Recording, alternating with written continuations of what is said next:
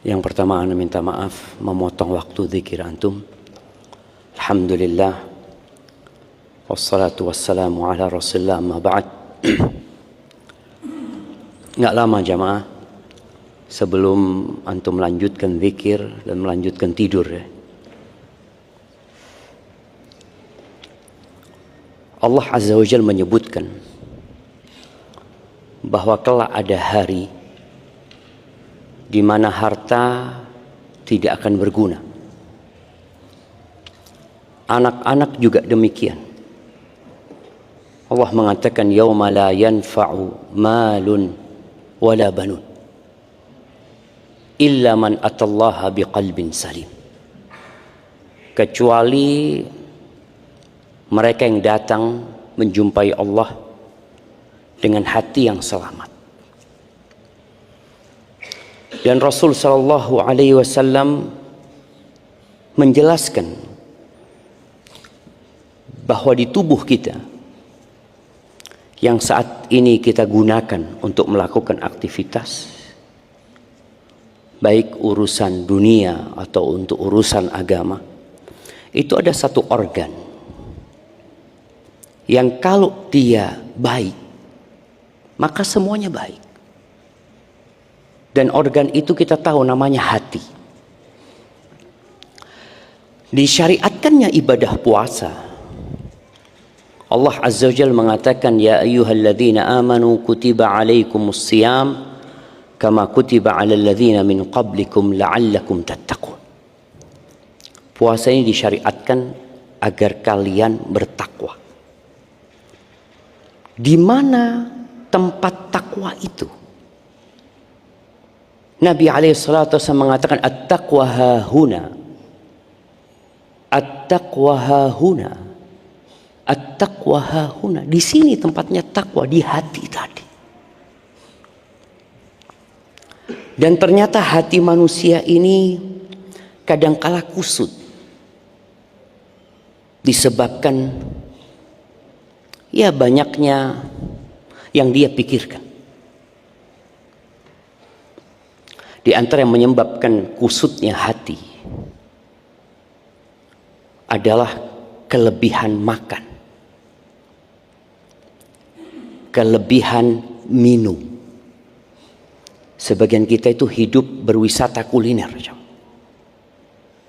Sepanjang 11 bulan itu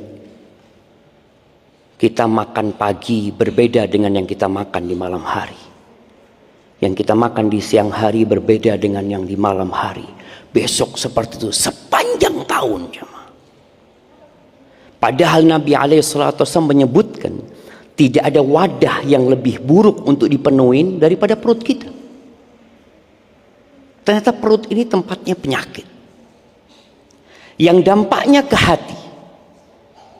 Ketika perut dipenuhi, maka Nabi alaihissalatu wassalam memberikan arahan kepada kita, bihasab ibni adam luqaymat yuqimna biha sulbah. Cukup manusia itu kalau mau makan beberapa suap makanan yang membuat punggungnya tegak. Karena tujuan kita diciptakan bukan untuk makan, tapi makan itu sarana untuk melanjutkan kehidupan. Cukuplah engkau makan yang membuat punggungmu jadi tegak. Kita bisa sholat nyaman, kita bisa bekerja dengan baik, kita bisa duduk tanpa bersandar umpamanya. Cukup. Tapi kadang-kala manusia ingin lebih. Maka Nabi kasih arahan alaihi salatu wassalam, fa in kana fala budda la mahala. Kalau ternyata dia harus makan lebih dari beberapa suap tadi, karena makanannya enak atau karena dia memang suka makan, maka Nabi alaihissalatu wasallam mengatakan fa thuluthun li ta'amihi wa thuluthun li syarabihi wa thuluthun li nafasihi. Maka sepertiga buat makanan, sepertiga buat minuman, sepertiga buat nafas. Dan subhanallah, Allah syariatkan buat kita dalam setahun itu Ramadan. Kita dipaksa untuk mengurangi kelebihan makanan. Bahkan kita ngurangin makan. Apa tujuannya? yang menjaga hati sebenarnya. Supaya pikiran kita nggak kemana-mana. Kita tidur udah sahur, selesai. Kita nggak akan mikir sarapan. Kita nggak akan mikir kalau di luar Ramadan kita akan berpikir nanti jam 9 kita mau minum kopi, kita nanti mau makan gorengan. Nggak ada pikiran itu. Hati kita benar-benar fokus menuju kepada Allah. Siang hari yang biasanya kita makan siang, kita nggak makan lagi. Dikurangin makan itu. Nanti habis asar, sebagian kita mungkin biasa pulang dari tempat kerja, disuguhkan teh manis bersama beberapa potong cake mungkin. Itu nggak ada lagi. Kita benar-benar dipaksa untuk ngurangi makanan dalam rangka jaga hati. Maka tolong ketika berbuka yang biasa-biasa aja. Nabi SAW berbuka beberapa butir kurma dan menyuruh berbuka beberapa butir kurma. Tapi memang ada, kita ngurangin makan sehari, tapi di malam hari kita makannya jadi-jadian sebagian. Ada istilah balas dendam loh, enggak. Dan Allah syariatkan puasa ini benar-benar untuk kebaikan manusia. Syahwatnya juga seperti itu, dikurangin. Mengurangin syahwatnya. Dia yang biasa menghubungin istrinya nggak ada lagi di siang hari. Jadi kelebihan makan, kelebihan minum, dan kelebihan syahwat itu ternyata merusak hati. Maka kita disuruh untuk mengontrol. Di akhir Ramadan ada iktikaf. Sebagian orang berpikir iktikaf itu buat apa? Untuk nyari Lailatul Qadar. Untuk berburu Lailatul Qadar. Ya mungkin itu salah satu tujuannya. Tapi ternyata itu bukan tujuan utama. Karena orang bisa mencari Lailatul Qadar walaupun gak iktikaf. Dia bisa cari di rumah. Dan Lailatul Qadar itu lail, malam. Kenapa Nabi SAW iktikafnya pagi, malam, siang, pagi, malam, terus selama 10 hari? Kok buka hanya malam harinya saja? Kalau tujuannya cari Lailatul Qadar, ya udah malam hari. Pagi, Ibnu Qayyim menjelaskan bahwa ternyata di antara tujuan iktikaf adalah bagaimana kita menyatukan hati menuju kepada Allah dengan meninggalkan kelebihan bergaul dengan manusia, kelebihan ngobrol, kelebihan duduk bareng. Sekarang kita duduknya sama Allah. Kalau antum mau ngobrol sama Allah. Oleh karena itu tolong yang iktikaf usahakan tidak berbicara, tidak ngobrol kecuali seperlunya. Setelah itu tinggalkan. Kita ini sedang menyatukan hati menuju kepada Allah. Allah itu kadang-kadang memberikan kepada kita musibah supaya kita mengatakan apa? Inna lillah. Supaya kita tahu engkau ini miliknya Allah gitu loh. Padahal anaknya yang meninggal. Tapi yang dia ucapkan inna lillah wa inna ilaihi raji'un. Kita benar-benar akan kembali kepada Allah. Tapi sebelum kita kembali kepada Allah nantinya, kita perlu sekarang kembali kepada Allah. Salah satunya dengan iktikaf ini. Iktikaf itu ngurangin tidur, kata Ibnu Qayyim. Ketika Allah menyebutkan penghuni surga, Allah mengatakan kanu qalilan minal laili ma yahja'un. Mereka tidurnya sedikit tuh penghuni surga ketika hidup di dunia. Tatajafa junubuhum 'anil madaji'.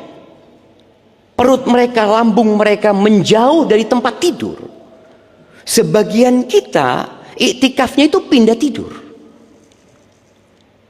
Oh, enggak, anak malam enggak tidur, siang tidur Ustaz. Iyalah Ustaz, karena malam enggak tidur. Bangun kapan? Ya sebelum zuhur. Nanti habis zuhur tidur lagi Ustaz. Sampai asar. Ya jamaah, kurangin tidurnya. Al-Imam Syafi'i ketika menyebutkan orang yang iktikaf, yang di malam harinya berharap Lailatul Qadar, Beliau menganjurkan di pagi harinya dia juga semangat beribadah. Karena tujuannya bukan hanya Lailatul Qadar, tapi bagaimana menyatukan hati untuk Allah. Aku pokoknya sedang ingin fokus sama Allah. Cukuplah aku sibuk ngobrol sama orang-orang selama 350 hari. Bayangkan Nabi SAW ketika masuk 10 hari terakhir, beliau tinggalkan istrinya. Ditinggalkan istrinya, padahal halal. Yang nggak boleh mendekati istri itu, menggauli istri di siang hari di bulan Ramadan. Tapi ketika masuk 10 hari terakhir, beliau meninggalkan istri-istrinya. Mungkin seorang berpikir, Ustaz, ana masih punya istri, ana akan peduli sama istri ana. Bukankah berbuat baik kepada istri termasuk ibadah, Ustaz? Iya. Tapi engkau perlu sesekali meninggalkan semua urusan dunia itu untuk menyatukan hati kepada Allah Azza wa Jalla. Kita pernah dengar cerita Hanzalah. Ketika Hanzalah mengatakan nafaqah Hanzalah, munafik Hanzalah katanya. Ketemu sama Abu Bakar, lu kenapa kau ngomong kayak gitu, kata dia. Iya, kita nih kalau sedang bersama Nabi SAW, Nabi menceritakan tentang surga, tentang neraka. Ya Allah, semangat kita beribadah. Seakan-akan di depan kita tuh surga dan neraka. Tapi kalau kita sudah berkumpul sama keluarga, ngurusin urusan kerjaan, kita jadi lupa. Betul. Kata Abu Bakar, sama kayak anak. Ternyata itu hal yang wajar. Tapi kita perlu ada waktu khusus untuk meninggalkan itu.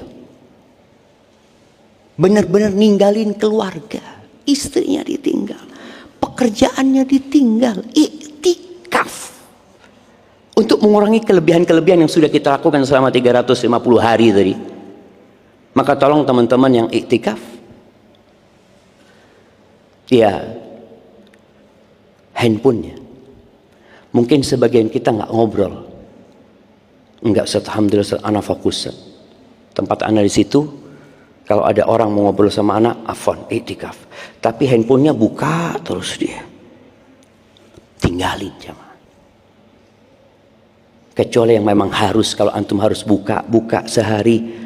Mungkin sekali anak buka pagi WA umpamanya, sore anak buka, terus anak tutup lagi sudah. Mengurangi interaksi dengan makhluk untuk fokus dengan Al-Khaliq. Itu tujuan kita iktikaf. Terus terang anak ngelihat antrian sahur, antrian berbuka, kurang pas jemaah. Karena orang panjang banget ya. Ngapain dia? Nunggu urusan perutnya.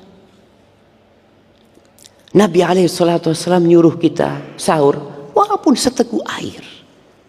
Seteguk air. Ketika beliau berbuka, kadang-kala beliau berbuka seteguk air. Sahur seteguk air. Bayangin jemaah. Kita Masya Allah, pengumuman setelah taraweh bagi yang punya kartu iktikaf, silahkan mengambil snack. Makan lagi jemaah. Kita disuruh makan lagi. Kurangi jemaah. Oke, panitia ingin berkhidmat, tafadhol. Tapi antum tidak harus ikut.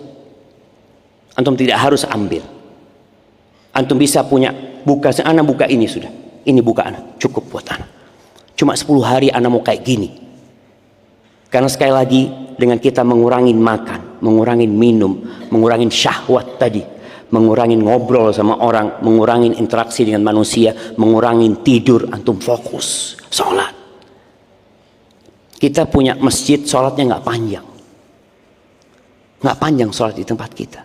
Setelah imam assalamualaikum, selesai sholat taraweh, antum bisa sholat sendiri. Antum mau baca Quran sambil sholat. Pegang tuh Qurannya. Antum berdiri sholat, sudah baca tuh. Imamnya melihat ada yang tua, ada yang muda, yang anak-anak, sehingga bacaannya nggak panjang. Tapi antum bisa baca 1 rakaat 1 juz. Ini kesempatannya jemaah. Antum sedang iktikaf, sholat sendiri nambahnya. Tapi kalau kemudian antum sudah selesai mencukupkan diri dengan yang ada, sepertinya kurang. Cuma 10 hari jemaah. Maka tolong Iktikaf itu menyatukan hati untuk menghadap kepada Allah. Kemudian puasa itu menjaga syahwat tadi, meninggalkan makan dan minum dan syahwatnya karena Allah Subhanahu wa taala. Dan semoga Allah Azza wa Jalla memberikan taufik kepada kita untuk menyempurnakan ibadah puasa ini. Aqulu qawli hadza wa astaghfirullah li wa lakum wa li sa'iril mu'minin wal mu'minat fastaghfiruh innahu huwal ghafurur rahim. Assalamualaikum warahmatullahi wabarakatuh.